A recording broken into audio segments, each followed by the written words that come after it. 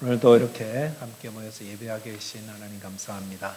온라인이고 또 코로나 바이러스 확진으로 인해서 많이들 어려운 가운데 있지만 인내 가운데 승리하게 되시기 바라겠습니다. 이제 요한계시록의 거의 결말 부분에 와 있습니다.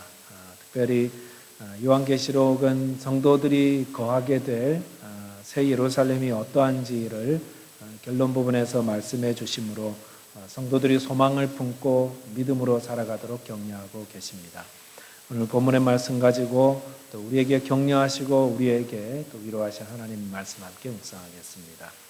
본문 9절에 보시면은 일곱 대접을 가지고 마지막 일곱 재앙을 담은 일곱 천사 중 하나가 나와서 내게 말하여 이르되 이리 오라 내가 신부 곧 어린 양의 아내를 내게 보이리라 라고 하였습니다.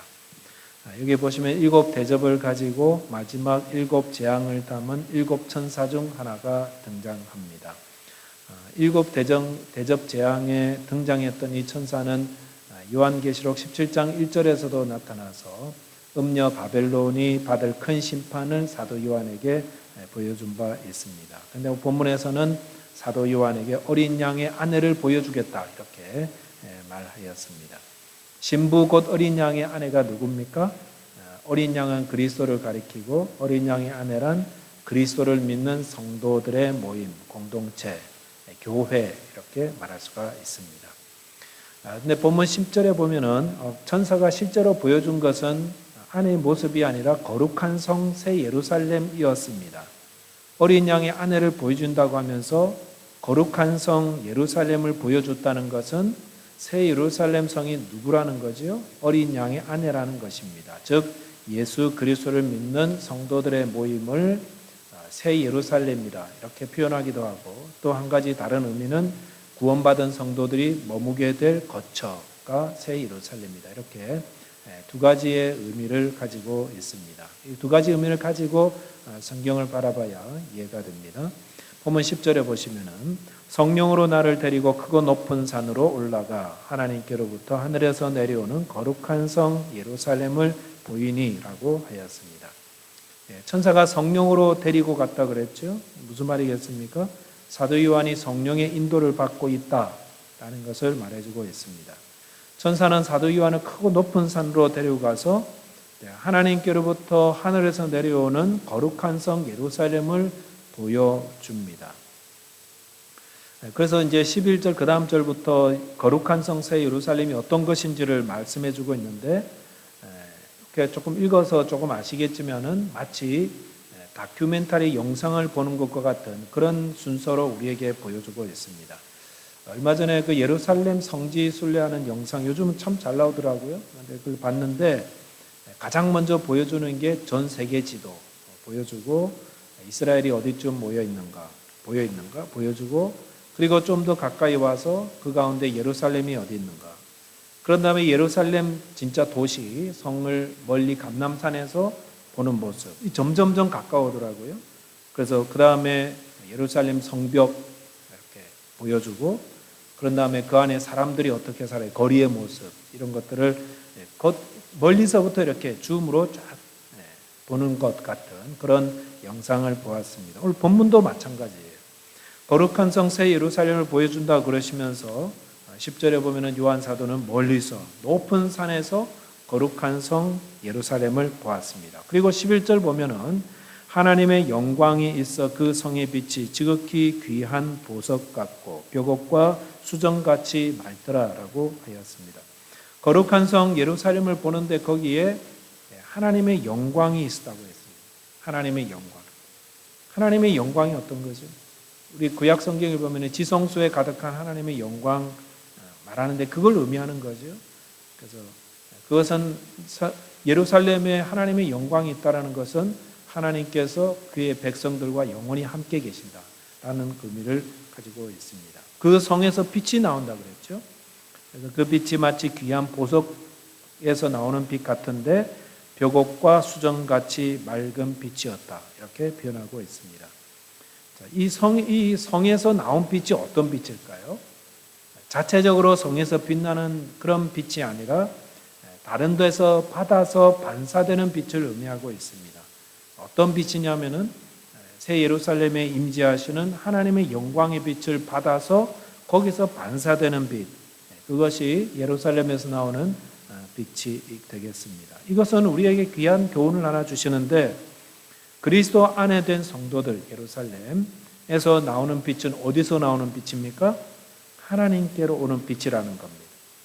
그래서 성도들은 자체적으로 빛을 발하는 그런 존재가 아니라 하나님께로 오는 빛을 받아서 그것을 반사하는 존재다라는 것을 말합니다. 그래서 성도가 하나님의 빛을 많이 받으면 많이 받을수록 우리는 더 많은 빛을 반사하게 된다는 것이죠. 예수님께서 산상보훈에서 성도를 향하여서 너희는 세상의 빛이라고 그러셨지 않습니까? 어떤 빛입니까?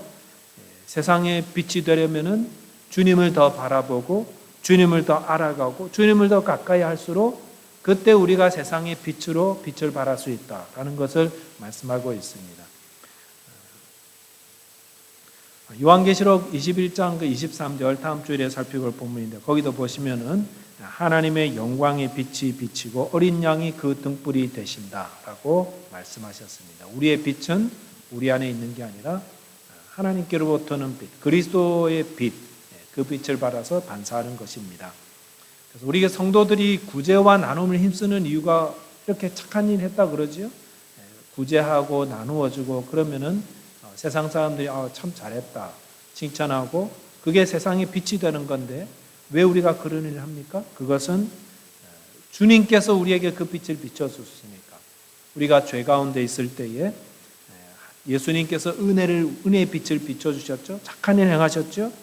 그래서 우리에게 우리의 몸을, 그분의 몸을 찢어서 우리에게 나눠주시는 그런 구제와 나눔을 주셨잖아요. 성도들이 왜 선행에 힘쓰는 겁니까?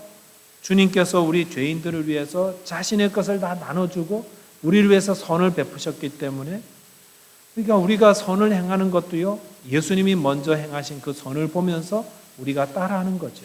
그게 빛을 발하는 거고 반사하는 것이 되겠습니다. 우리가 날마다 주님 바라보고 또 하나님 배워갈수록 더욱더 많이 하나님의 빛을 반사하는 거룩한 삶을 살아가게 되는 것입니다. 보면 12절 보시면은 크고 높은 성곽이 있고 12문이 있는데 문에 12천사가 있고 그 문들 위에 이름을 썼으니 이스라엘 자손 12지파의 이름들이다라고 했습니다. 새 예루살렘에는 12문이 있다고 그랬습니다. 들어가는 문이 12개예요. 그 문들 위에 다 이스라엘 구약 시대의 12지파의 이름들, 루벤, 시므온, 레위, 유다, 이런 12지파의 이름들이 기록되어 있습니다. 무엇을 의미하냐면은 새 예루살렘 성에 들어가는 자들은 누굽니까? 영적 이스라엘 자손만 들어갈 수 있다. 택함 받은 자손만 들어갈 수 있다. 그리고 12천사가 지키고 있다는 것은 아무나 들어가는 게 아니다. 영적 이스라엘 자손만 들여보내고 또 그 안에 있는 예루살렘 성 안에 있는 자들 안전하게 천사가 보호하고 있다라는 그런 의미까지 포함되고 있습니다. 13절 보시면은 동쪽의 세 문, 북쪽의 세 문, 남쪽의 세 문, 서쪽의 세 문이니라고 하였습니다. 새 예루살렘 성에 동서남북 사방에 문들이 3개씩 있다는 것은 세계 만민을, 세상 만민을 향해서 이 새 예루살렘 성이 열려 있다라는 것을 말합니다. 어떤 거죠? 복음은 누구에게 열려 있다는 거죠. 누구든지 예수 그리스도를 믿는 자는 그곳에 들어올 수 있다라는 것입니다. 요한계시록 21장 8절 말씀처럼 두려워하는 자들과 믿지 아니하는 자들, 흉악자들, 살인자들, 음행하는 자들, 점술가들, 우상 숭배자들, 거짓말하는 모든 자들은 결코 들어오지 못하지만 예수 그리스도를 믿음으로 받아들이고 그분의 자녀가, 하나님의 자녀가 된 자들은 누구든지 들어올 수 있는 곳이 새 예루살렘 성이 되겠습니다.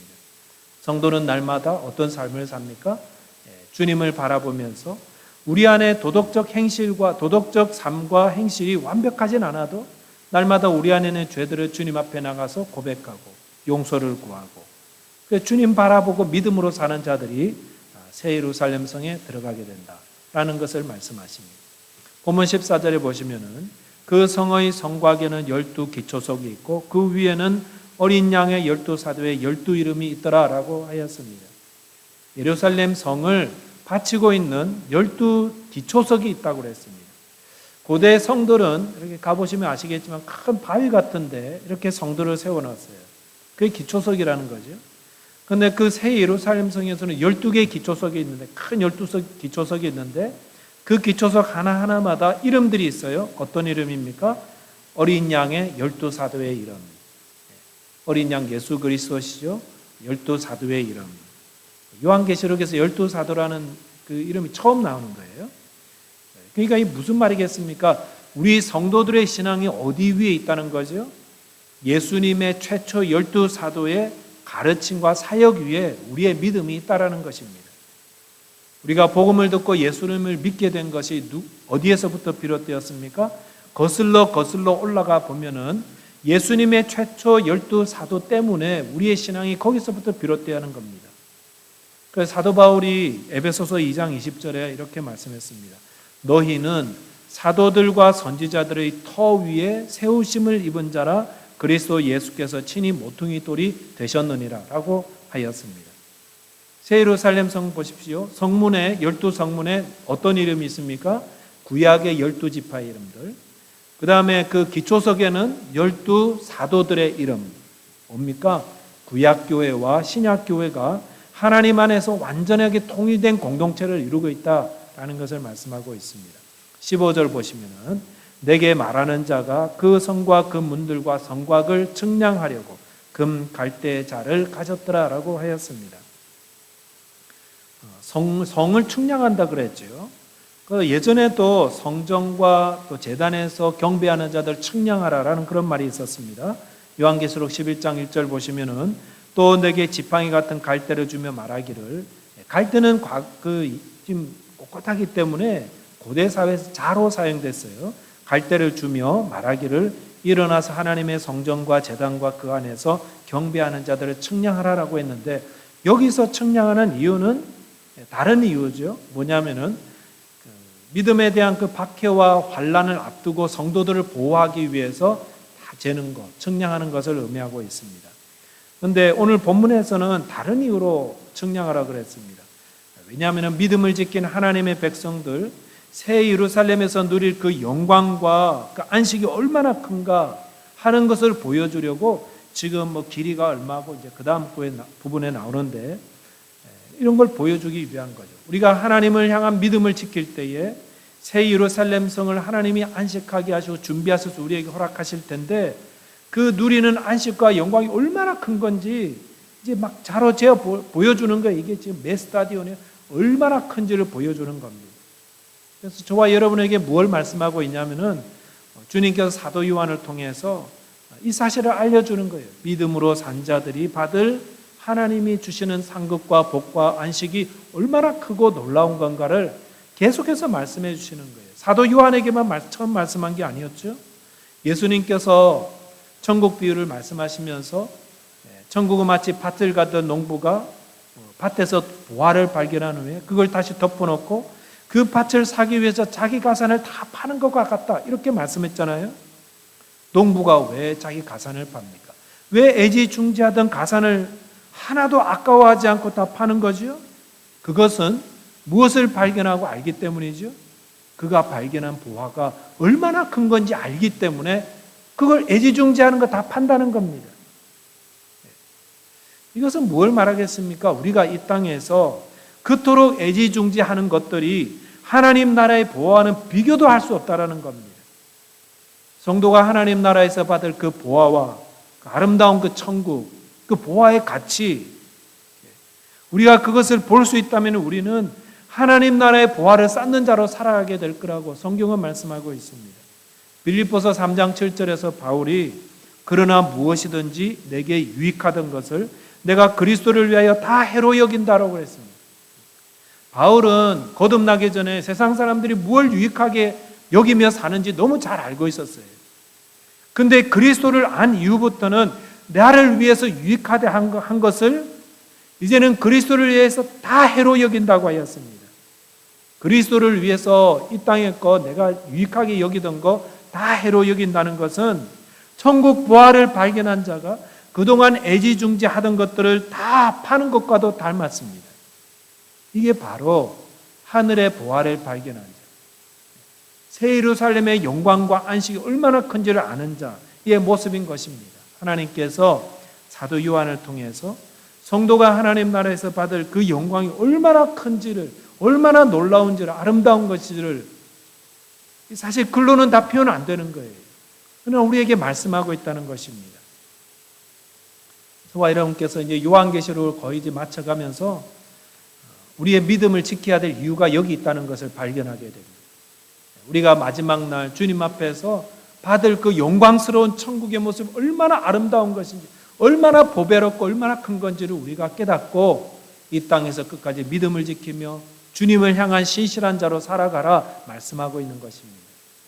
이 믿음 저희들이 끝까지 지키고 끝까지 지킬 가치가 있는 것들입니다. 이 믿음 끝까지 지켜서 성경에서 약속하신 하나님 나라의 부활을 다 받아 누리게 되는 그런 은혜가 저와 여러분에게 있으시기를 바라겠습니다. 기도하겠습니다. 하나님 아버지 감사합니다. 저희들을 위해서 이 세상에 유익하던 것들을 그리스도를 위해서 다 해롭게 여기고 다 버린다는 사도 바울의 고백처럼 또 주님의 말씀 안에서 천국의 부활을 발견하고 내가 그토록 애지중지하던 것들을 무가차게 다 버리고 하나님 나라의 부활을 쌓아가는 하나님의 천국의 백성처럼 주님 저희들에게도 천국의 놀라운 영광을 바라보게 하여 주시고 그 소망 가운데에 우리에게 이 믿음을 끝까지 지키며 살아갈 수 있는 은혜를 주시옵소서. 우리의 믿음 지킬 가치가 있는 것임을 알려주셔서 감사합니다. 끝까지 이 믿음 지키게 하여 주시고 주님 바라보며 끝까지 승리하여서 하나님 주시는 새 예루살렘 성에서 하나님을 찬양하며 그 비단에서 영원토록 주님께 영광 돌리며 살아가는 천국의 백성 다 되게 하여 주옵소서. 우리 주님 예수 그리스도 이름 의지하여 기도하옵나이다. 아멘.